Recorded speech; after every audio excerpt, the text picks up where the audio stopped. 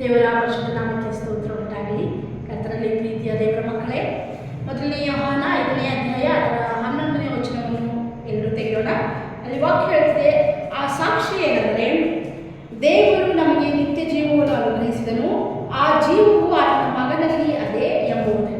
ದೇವರು ನಮಗೆ ಆ ಒಂದು ನಿತ್ಯ ಜೀವ ಅಂತಕ್ಕಂಥದ್ದು ಅನುಗ್ರಹ ಮಾಡ್ತಾನೆ. ಹೇಗೆಂದರೆ, ತನ್ನ ಮಗನನ್ನು ನಂಬುವವರೆಲ್ಲರಿಗೂ ಜೀವ ಉಂಟಾಗಬೇಕು. ಕರ್ತನನ್ನು ನಂಬುವವರೆಲ್ಲರಿಗೂ ಸಾವಿನಿಂದ ಜೀವ ಉಂಟಾಗಬೇಕು, ನಿತ್ಯಕ್ಕೂ ವಾಸಿಸುವರಾಗಬೇಕು, ಮರಣದಿಂದ ಪಾರಾಗಬೇಕು, ಪಾಪದಿಂದ ಪಾರಾಗಬೇಕೆಂದಾಗಿ ಕರ್ತನು ತನ್ನ ದೇವರು ಅದನ್ನು ಆಲೋಚಿಸಿಕೊಂಡಿರುವ ಹಾಗೆ ಅದನ್ನು ನಡೆಸಿದ್ದಾನೆ. ಅದಕ್ಕೆ ನಾವೇ ಸಾಕ್ಷಿಗಳೆಂಬುದಾಗಿ ಸತ್ಯವೇದದಲ್ಲಿ ನಾವು ನೋಡ್ತೇವೆ. ದೇವರು ಹೇಳುವಂತಹ ಮಾತನ್ನು ನಾವು ನೋಡ್ತೇವೆ. ಈಗೋ ಸಾಕ್ಷಿ ಏನಂದ್ರೆ ದೇವರು ಸ್ವತಃ ನಮಗೆ ನಿತ್ಯ ಜೀವವನ್ನು ಅನುಗ್ರಹಿಸಿದನು. ಅದು ಹೇಗೆ ಅಂದ್ರೆ, ತನ್ನ ಮಗನನ್ನು ನಂಬುವ ಪ್ರತಿಯೊಬ್ಬನಿಗೂ ಜೀವ ಉಂಟು, ಮಗನಿಗೆ ಒಳಗಾಗದವನಿಗೆ ಎಂದಿಗೂ ಜೀವ ಇಲ್ಲವೆಂದಾಗಿ ಸತ್ಯವೇದ ಹೇಳ್ತದೆ.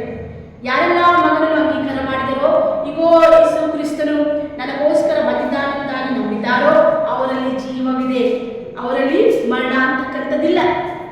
ಈ ಲೋಕದಲ್ಲಿ ದೈಹಿಕವಾಗಿ ಸಾಯುವುದನ್ನು ಆಧ್ಯಾತ್ಮಿಕವಾಗಿ ಎಂದಿಗೂ ಜೀವಿಸುವರಾಗಿರ್ತಾರೆ ಎಂಬುದಾಗಿ ನಾವು ನೋಡ್ತೇವೆ. ಆ ಜೀವ